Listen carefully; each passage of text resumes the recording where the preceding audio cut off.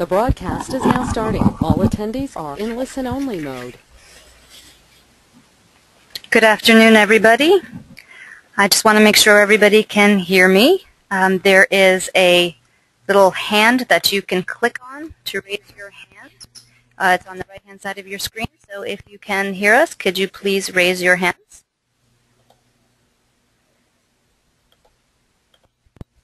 Excellent. I think that's just about everybody. I'm assuming everybody else can hear us. So thank you very much for joining us today. This is our first ever Stakeholders webinar. I am Polly Kalekis, COO of the MicroDreams Foundation. Our speaker today is Greg Casagrande, who many of you already know. Greg is the founder of both MicroDreams and the South Pacific Business Development Foundation, or SPBD Microfinance Network.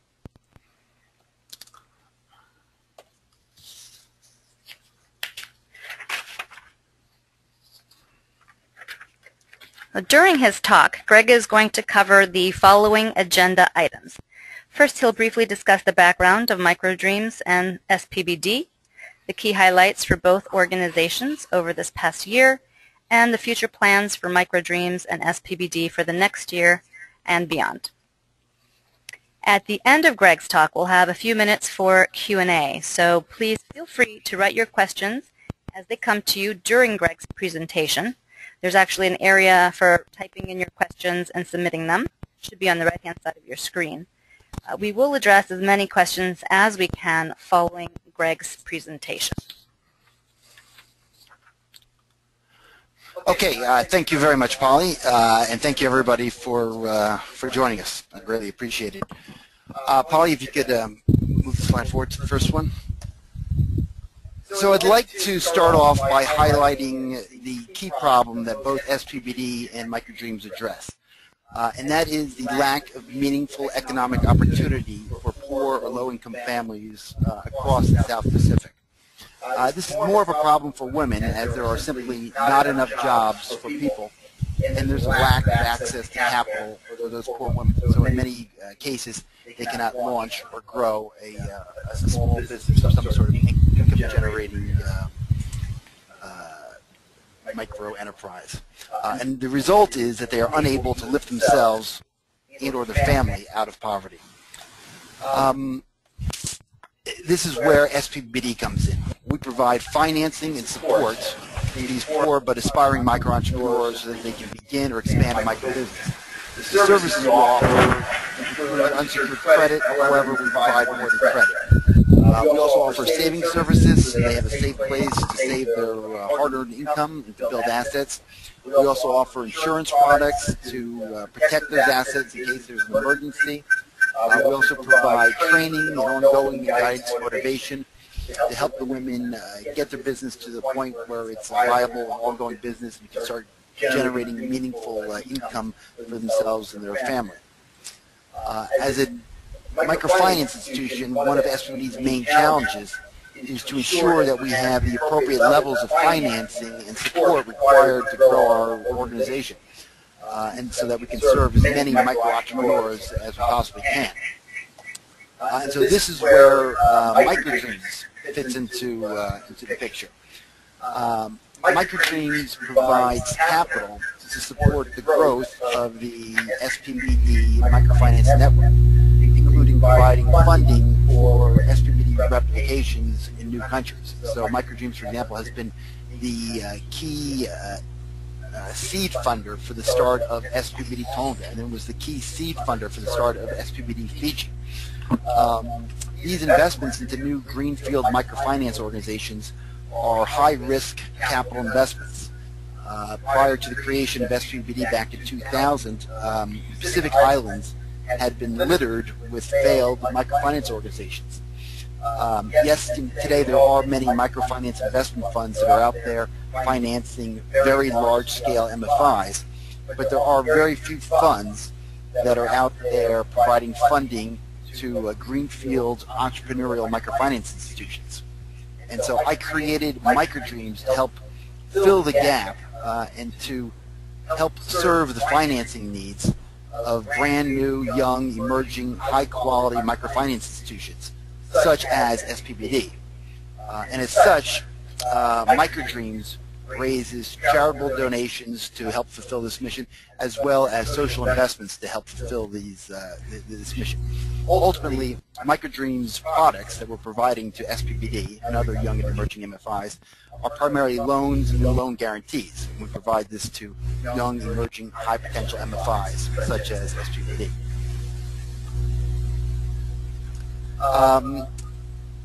SPBD today is now operating in 3 countries in the South Pacific. We work in the independent nation of Samoa, we work in the country of Tonga, and we work in the country of Fiji. We launched our flagship operation in the country of Samoa back in 2000, and then we did our first replication in the country of Tonga in 2009, and then Fiji in 2010.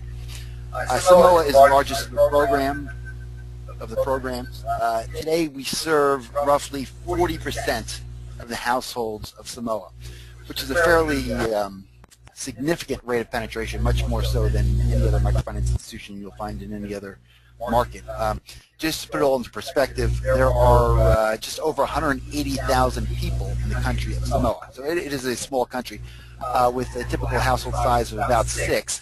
There are about 30,000 households, and so we're serving over 12,000 of those households, which is about 40% of the market. In Tonga, the program is growing very well. After having only started 2 years ago in 2009, today we have blanketed much of the main island of Tonga Tapu. We opened earlier this year in a secondary island of Vava'u. We opened very recently, about a month ago, in the island of Latata. Latata is an island with no electricity, so very remote, very rural, and that's one of the things about SPBD is we are reaching populations that are completely unserved. We will be, in Tonga, we'll be opening on the island of Pai, which is, by normal metrics, a very small island, about 8,000 people on that, and once again, a very rural and extremely remote place. The organization in Tonga is doing quite well. We've got over 4,000, closing on 5,000 clients there now, being served by my 18 local staff there in Tonga. In Fiji, that is our newest organization. We began there just over a year ago. I think we gave out our first loan in November of last year, so exactly 12 months ago. We have over 3,000 clients there, which makes us already the largest microfinance institution in Fiji. There are 9 existing MFI competitors, so to speak, in Fiji, each of which has been around for over 10 years. So they have not proved to be very much competition to us. Significantly in Fiji, there is a lot of room for growth. It is a larger market. Samoa, as I said, has a little over 180,000 people. Tonga has about 110,000, 120,000 people. Fiji is a market of about 850,000 people. In all these countries, there is significant need. They're very large masses of poor populations without economic opportunity. And so Fiji, we think that there's a lot more room for growth. Today we're based out of our Suva office, and the greater Suva area probably accounts for about 400,000 people. So we'll continue to grow there. Of interest is that we're also serving not only the native Fijian population, we're also serving a Indo-Fijian community, and we're also serving squatter settlements in the Suva area. Fiji is the one of the 3 countries here that really has true what you call squatter settlements. Turning to MicroDreams, MicroDreams, we've had a very busy year at MicroDreams. MicroDreams is providing financing to the SPBD networks. We have dispersed 5 loans this year to the SPBD network, totaling $652,000. To put that in perspective, the total assets within SPBD are a little over $5 million. So we've provided about 12% capital to SPBD this year. We've also had some new initiatives to access funding in New Zealand. We were just in New Zealand about 4 or 5 weeks ago and raised about 100,000 NZ dollars, about 80,000 US, in 0% and 3% interest financing from a group of angel investors. So that was a very successful trip. We've also very significantly have hired a chief operating officer for the organization, Polly Kalekis, who you've all heard. Polly has extraordinary qualifications, and we're very pleased to have her. She's got a educational background that is, is exceptional. She's got degrees from Yale, from Wharton, from Johns Hopkins, SAIS, and a lot of experience at Finca, and so we're very pleased to have her join us.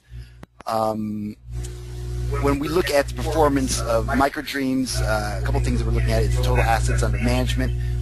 We are trying to get the assets under management up to $2 million.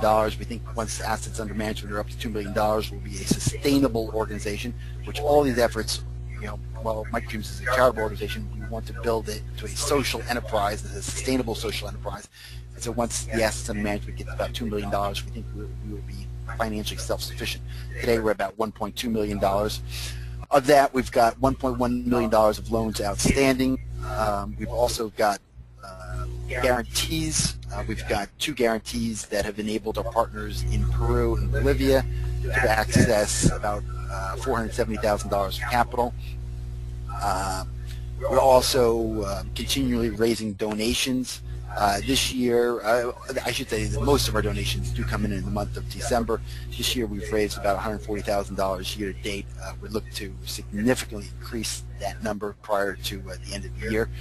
As donations are a critical piece to the success of MicroDreams, and we're looking to generate more donations prior to year end so that we can fund more initiatives. With regards to SPBD, 2011 has been a very strong year for us so far. We've seen strong growth in the entire network. We're now serving more than 12,000 credit clients. We've got more than 20,000 savings clients. Our loan portfolio has gone from a little over 2.6 million to a little over 4 million. We're growing at over 50% per annum. We're in good shape to once again grow at more than 50% annum in 2012 to grow the loan portfolio to about 6 million. We have exceeded our targets for microinsurance. So today we're serving over 10,000 clients with microinsurance products, and we're very close to achieving our savings portfolio targets. So all in all, the 2011 performance for each of the individual SPBD entities as well as the network as a whole is going very well. Also of some significance, in 2011 we put in place a holding company structure. Essentially, we've created something called SPBD Microfinance Holdings, which is a Singaporean entity, and we've also created SPBD Microfinance Holdings, which is a Delaware LLC company. The Singapore entity now is the owner of each of the SPBD entities, SPBD Samoa, SPBD Holland, and Fiji. And the Delaware entity is the owner of the SPBD Singaporean entity. The Singaporean entity will allow foreign investors to come into the Singapore entity in a tax-efficient manner, and American investors would find coming into the Delaware entity to be most tax-efficient. Having a holding company in place allows us to raise larger amounts of financing more easily. It allows us to put in place a better treasury function for the entire entity. It allows us to more easily share human resource talent amongst the individual MFIs. It allows us to come up with a common MIS system and to manage the entire network more easily. And allows us to build broader strategic partnerships with organizations that may want to work in each one of our markets. And so that has been a major undertaking, and we've had some pro bono legal support to help us this year to make that happen. So it's been a big success for us.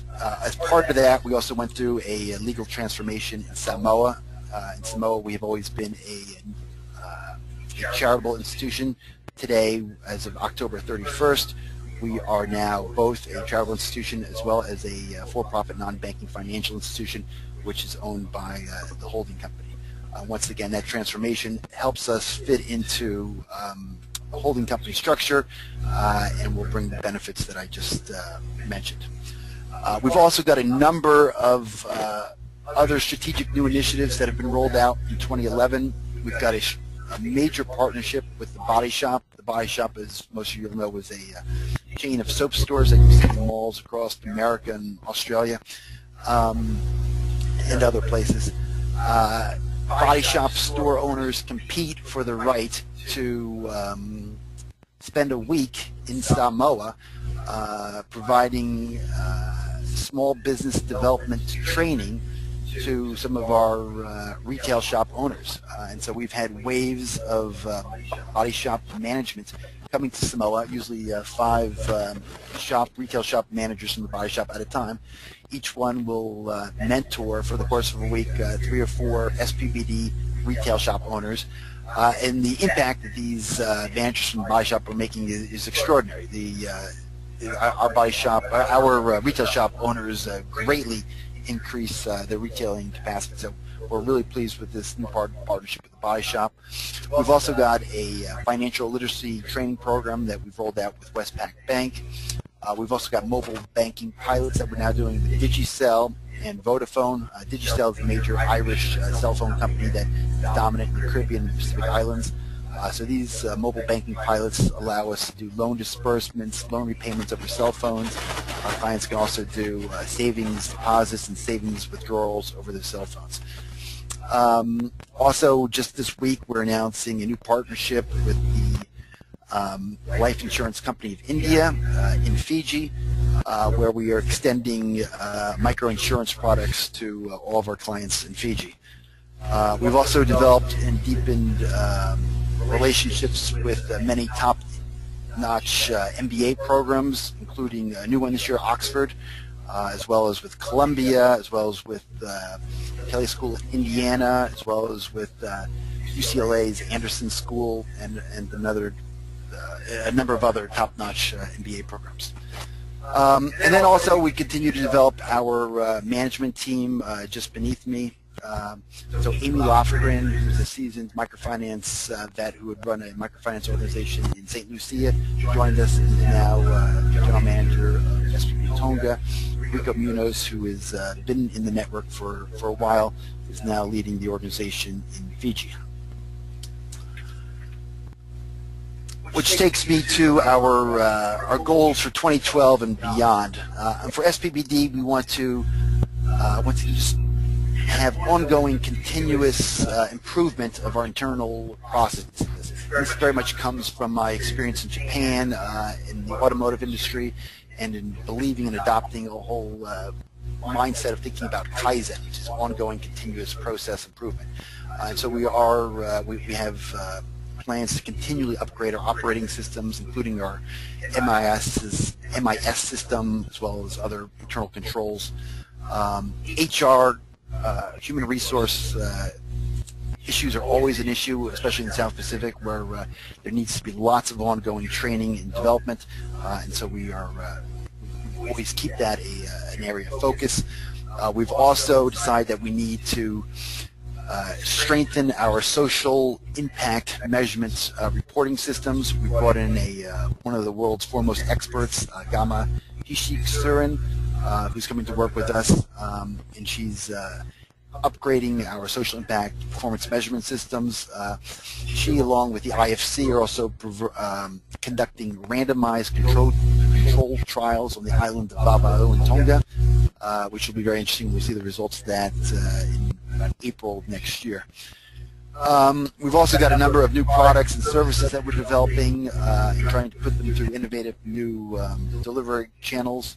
I see some of our partners listed down at the bottom. These are our non-financial partners. We have just as many financial partners. So in there you also see ClickX, which is a New Zealand-based company that's helping us with remittance products. I've already spoken about Digicel and Vodafone and Westpac and Body Shop.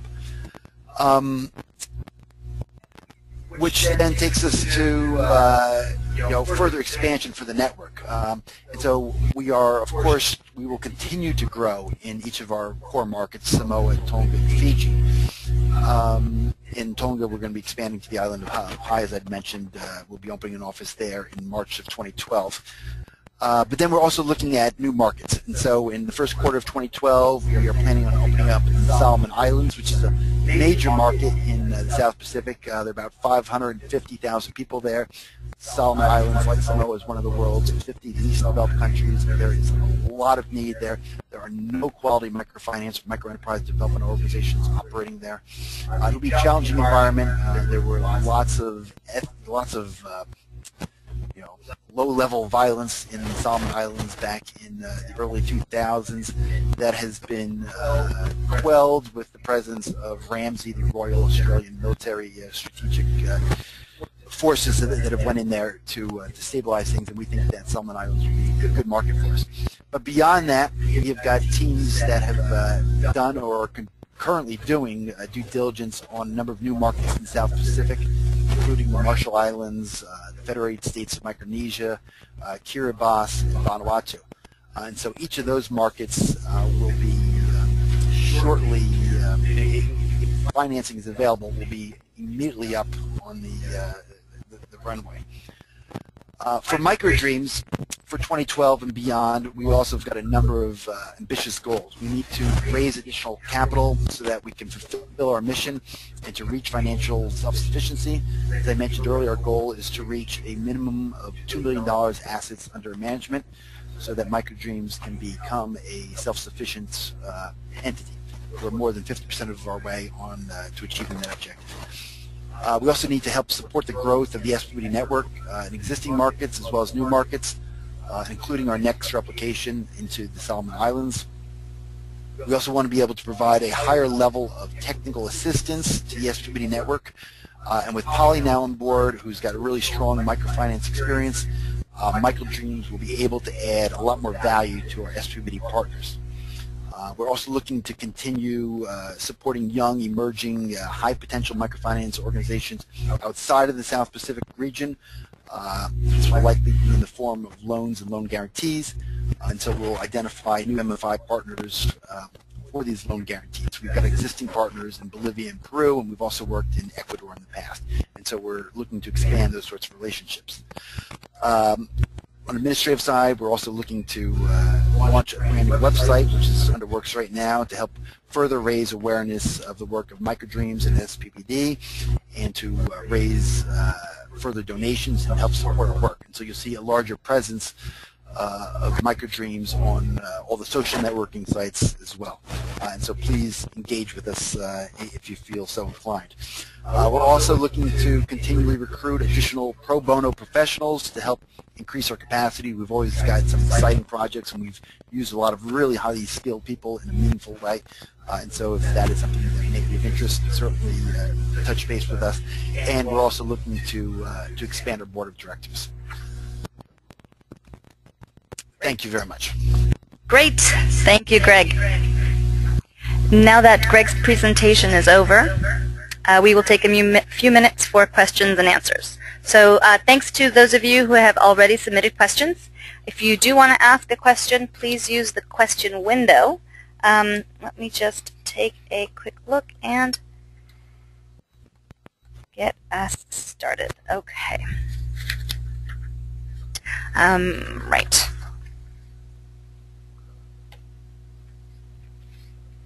So we are going to try to address as many questions as possible during this call. If we're not able to address your question during the webinar and you have a burning question, feel free to email us afterwards. The first question, Greg, is how do you manage strong growth while at the same time ensuring you maintain strong portfolio quality and internal controls? Well, I think that they all go together. We need internal controls and portfolio quality certainly go together. We have our measure of portfolio quality is portfolio at risk over 30 days. Network-wide, we have maintained the portfolio at risk over 30 days to be consistently under 2%. SPBD provides financing strictly for micro enterprise development.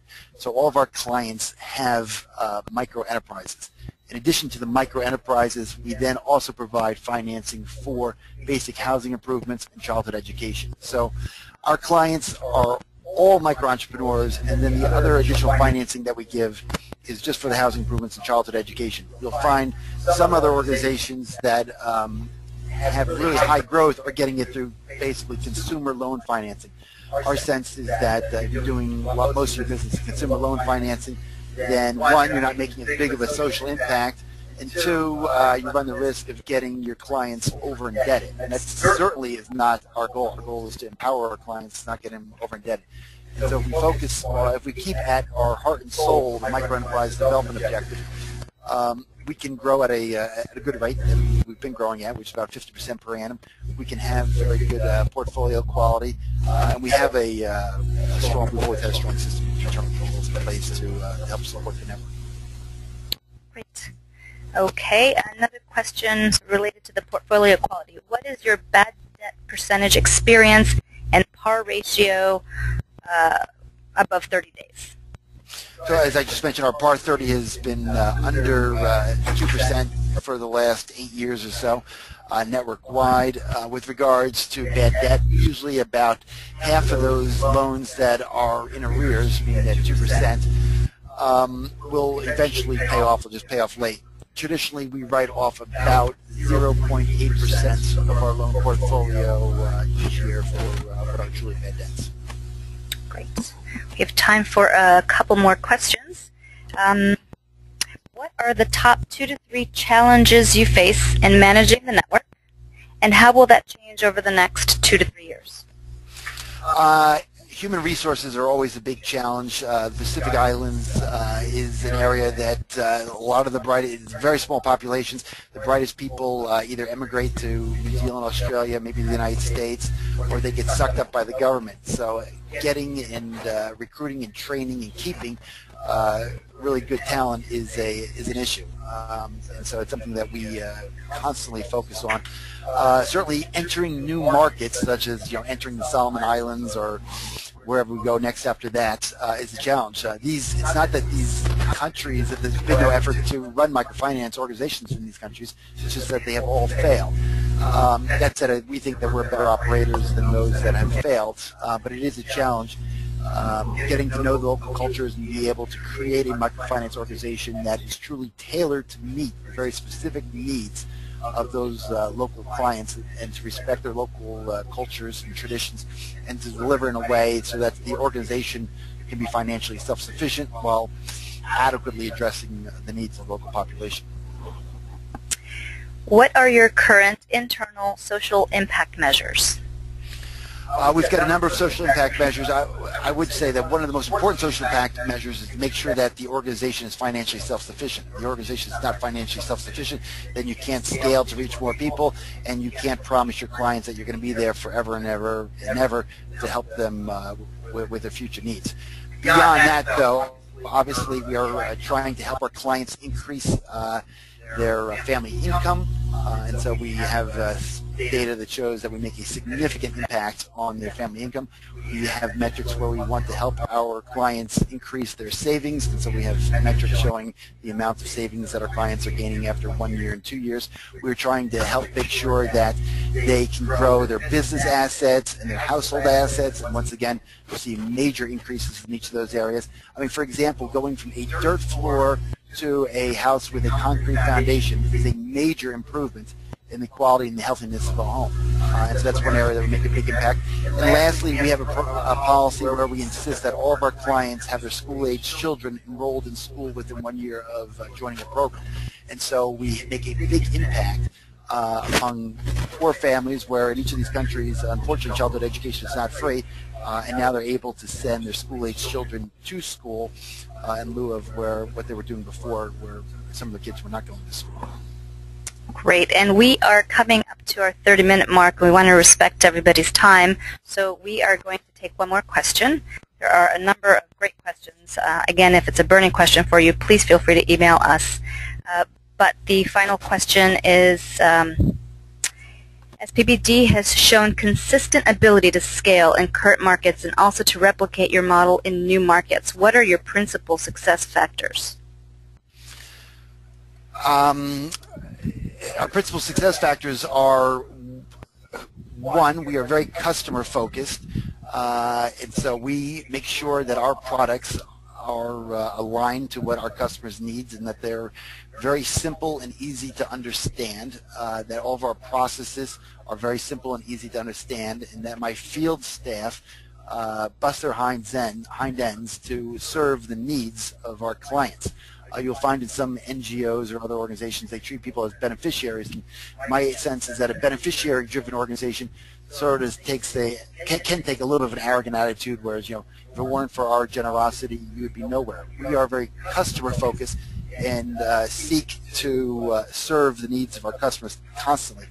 The next is that we need to we adopt this philosophy of Kaizen, which is ongoing continuous process improvement, where we are consistently tweaking our model, tweaking our processes so that they are as efficient as possible. And lastly, human resources. You need to have a good, strong team that is really committed to the organization and committed to the goals of the organization. So we work hard at continuing upgrading the skills of our staff, at giving all of our staff meaningful career opportunities within the organization, so that there's good opportunities for career advancement, that they are paid very competitive wages in each of their local markets, that they have good bonus incentives in place, that they have opportunities to get further university training for the lower level staff, and professional development for the more senior staff. Great. Okay. Well, thank you very much for all of your excellent questions. We hope you have come away with a deeper understanding of our progress and plans for the future. We would love to hear your thoughts and very honest feedback regarding the webinar. This is our first, and we really want to understand how to improve for the next one. Thank you very much for joining us. We've recorded today's webinar, so if you're interested in the link, please let us know. And thank you. This concludes our webinar for today.